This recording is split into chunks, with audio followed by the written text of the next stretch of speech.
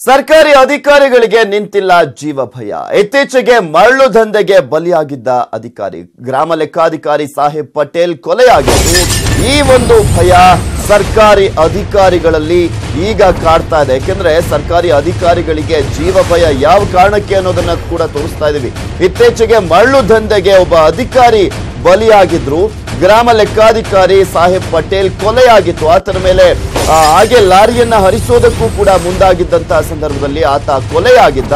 ಈ ಒಂದು ವಿಚಾರಕ್ಕೆ ಸಂಬಂಧಪಟ್ಟಂತೆ ನೋಡ್ತಾ ಇದೀವಿ ಸರ್ಕಾರಿ ಅಧಿಕಾರಿಗಳಲ್ಲಿ ಯಾವ ರೀತಿಯಾಗಿ ಅವರ ಮನೋಸ್ಥೈರ್ಯ ಅನ್ನೋದು ಕುಗ್ಗಿದೆ. ಇಲ್ಲಿ ಅಂದ್ರೆ ಯಾವುದೇ ರೀತಿಯಾದಂತ ಕ್ರಮವನ್ನ ಕೈಗೊಳ್ಳದಂತ ಹಿನ್ನೆಲೆಯಲ್ಲಿ ಇಲ್ಲಿ ಆ ಸರ್ಕಾರಿ ಅಧಿಕಾರಿಗಳು ಕೂಡ ಭಯ ಪಡ್ತಾ ಇದ್ದಾರೆ. ಈಗ ಮೀನುಗಾರಿಕಾ ಸಚಿವರ ಸ್ವಜಿಲ್ಲೆಯಲ್ಲೇ ಅಕ್ರಮ ನಡೀತಾ ಇದೆ. ಜೀವ ಭಯದಿಂದ ಮೇಲಾಧಿಕಾರಿಗಳಿಗೆ ಪತ್ರವನ್ನ ಕೂಡ ಬರೆದಿದ್ದಾರೆ ಅಧಿಕಾರಿ. ಮೀನುಗಾರಿಕೆ ಇಲಾಖೆ ಸಹಾಯಕ ನಿರ್ದೇಶಕಿಯಾಗಿರುವಂತಹ ಸುಮಾ ಅವರು ಪತ್ರವನ್ನ ಬರೆದಿದ್ದಾರೆ. ಪರಾಪುರ ಕೆರೆಯಲ್ಲಿ ಅಕ್ರಮ ಮೀನುಗಾರಿಕೆ ನಡೀತಾ ಇದೆ, ಆದ್ರೂ ಕೂಡ ಬ್ರೇಕ್ ಹಾಕೋದಕ್ಕೆ ಆಗ್ತಾ ಇಲ್ಲ. ಎಲ್ಲಿ ಏನಾಗ್ಬಿಡುತ್ತೆ ಅನ್ನುವ ಭಯ ಆ ಅಧಿಕಾರಿಗೆ ಕಾಡ್ತಾ ಇದೆ. ಸೊ ಹೀಗಾಗಿ ಪೊಲೀಸರಿಲ್ಲದೆ ಪರಿಶೀಲನೆ ನಡೆಸಲು ಅಸಾಧ್ಯ ಅಂತ ಅವರು ಪತ್ರವನ್ನ ಬರೆದಿದ್ದಾರೆ. ಕೆರೆ ಸರ್ವೆ ಮಾಡುವಾಗ ಸೆಕ್ಯೂರಿಟಿ ಬೇಕು ಅಂತ ಕೂಡ ಅವರು ಮನವಿಯನ್ನ ಮಾಡಿಕೊಂಡಿದ್ದಾರೆ. ಕೆರೆಯಲ್ಲಿ ಮೀನು ಹಿಡಿಯಲು ಗ್ರಾಮಸ್ಥರ ನಡುವೆ ವಿವಾದ ಆಗಿದೆ. ವಿವಾದದಿಂದ ಸರ್ವೆ ಮಾಡಲು ಕಷ್ಟ ಆಗ್ತಾ ಇದೆ ಅಂತ ಅಧಿಕಾರಿ ತನ್ನ ನೋವನ್ನ ತೋಡ್ಕೊಂಡಿದ್ದಾರೆ. ಅಧಿಕಾರಿ ಮನವಿಗೆ ಸ್ಪಂದಿಸಿದ್ದಾರೆ ಪೊಲೀಸ್ ಇಲಾಖೆಯವರು. ಪತ್ರಕ್ಕೆ ಸ್ಪಂದಿಸಿ ಹಿರಿಯ ಅಧಿಕಾರಿಗಳಿಂದ ಸೆಕ್ಯೂರಿಟಿಯನ್ನ ಕೂಡ ನೀಡಲಾಗ್ತಾ ಇದೆ. ಸೆಕ್ಯೂರಿಟಿ ನಡುವೆ ಕೆರೆ ಸರ್ವೆಯನ್ನ ಮಾಡಿದ್ದಾರೆ ಅಧಿಕಾರಿ. ಸರ್ಕಾರಿ ಅಧಿಕಾರಿಗಳಿಗೂ ಜೀವ ಭಯ ಕಾಡ್ತಿದೆಯಲ್ಲ. ಇದನ್ನೆಲ್ಲ ನೋಡ್ತಾ ಇದ್ರೆ ಗೊತ್ತಾಗುತ್ತೆ ಇಲ್ಲಿ ಸರ್ಕಾರ ಕಟ್ಟುನಿಟ್ಟಿನ ಕ್ರಮವನ್ನ ಕೈಗೊಳ್ಳದೆ ಹೋದ್ರೆ ಯಾವ ರೀತಿಯಾಗಿ ಎಲ್ಲ ಅಧಿಕಾರಿಗಳಿಗೂ ಕೂಡ ಒಂದು ರೀತಿಯಾದಂತ ಜೀವ ಭಯ ಕಾಡುತ್ತೆ ಅಂತ. ಯಾಕೆಂದ್ರೆ ನಿಯತ್ತಿಂದ ಕೆಲಸವನ್ನ ಮಾಡೋದಕ್ಕೆ ಮುಂದಾಗಿರ್ತಾರೆ. ಯಾವುದೇ ರೀತಿಯಾದಂತ ಲಂಚದ ಆಮಿಷಕ್ಕೂ ಕೂಡ ಒಳಗಾಗೋದಿಲ್ಲ. ಆದರೆ ಒಬ್ಬ ಅಧಿಕಾರಿ ಬಲಿಯಾದಂತಹ ಸಂದರ್ಭದಲ್ಲಿ ತಮ್ಮ ಜೀವದ ವಿಚಾರಕ್ಕೆ ಸಂಬಂಧಪಟ್ಟಂತೆ ಭಯ ಹುಟ್ಟೇ ಹುಟ್ಟುತ್ತೆ. ಈ ಕುರಿತಂತೆ ಹೆಚ್ಚಿನ ಡೀಟೇಲ್ಸ್ ಅನ್ನ ನೀಡ್ತಾರೆ ನಮ್ಮ ರಾಯಚೂರಿನ ಪ್ರತಿನಿಧಿ ಶರಣಪ್ಪ ದೂರವಾಣಿ ಸಂಪರ್ಕದಲ್ಲಿದ್ದಾರೆ. ಎಸ್ ಶರಣಪ್ಪ, ಇಲ್ಲಿ ಪ್ರಮುಖವಾಗಿ ಸಾಹೇಬ್ ಪಟೇಲ್ ಅವರ ಸಾವಿನಿಂದ ಯಾವ ರೀತಿಯಾಗಿ ಸರ್ಕಾರಿ ಅಧಿಕಾರಿಗಳಿಗೆ ಜೀವ ಭಯ ಅನ್ನೋದು ಕಾಡ್ತಾ ಇದೆ ಅಂತ? ಪೃಥ್ವಿ, ಈಗ ಏನಂತ ಹೇಳಿದ್ರೆ ಒಟ್ಟಾರೆಯಾಗಿ ರಾಯಚೂರು ಜಿಲ್ಲೆಯಲ್ಲಿ ಅಧಿಕಾರಿಗಳಲ್ಲಿ ಒಂದು ಜೀವ ಭಯ ಇನ್ನೂ ಕಾಡ್ತಾ ಇದೆ. ಯಾಕಂತ ಹೇಳಿದ್ರೆ ಈಗಾಗಲೇ ಅಕ್ರಮ ಮರಳು ತೆಗೆದುಕೊಂಡು ಹೋಗುವಂತ ಸಾಹೇಬ್ ಪಟೇಲ್ ಅನ್ನ ಏನು ಅವ್ರ ಮೇಲೆ ಹತ್ಯೆ ಆಯ್ತು. ಹತ್ಯೆ ನಂತರ ಅಧಿಕಾರಿಗಳಲ್ಲಿ ಜೀವ ಭಯ ಆಗ್ತಾ ಇದೆ. ಅಕ್ರಮ ತಡೆಯಲು ಹೋದಾಗ ಯಾವಾಗ ಏನಾಗುತ್ತೆ ಅನ್ನುವಂತ ಭಯ ಆಗ್ತಿದೆ.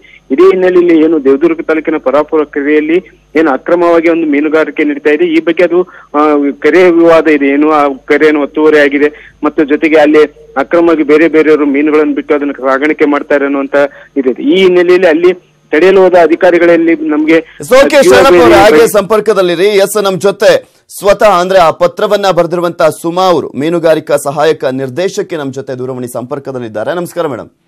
ನಮಸ್ತೆ ಸರ್. ಯಾವ ಕಾರಣಕ್ಕೋಸ್ಕರ ಈ ರೀತಿಯಾಗಿ ಪತ್ರವನ್ನ ಬರೆದ್ರಿ ಅಂತ? ಅದು ಏನಿಲ್ಲ ಸರ್, ಚೀಕಲ್ ಪರ್ವಿಯಲ್ಲಿ ಘಟನೆ ಆಯ್ತಲ್ಲ, ಅದಾದ್ಮೇಲಿಂದ ನಾನು ಪರಾಪುರದೂ ಅದೇ ತರ ಗಲಾಟೆ ಇದೆ.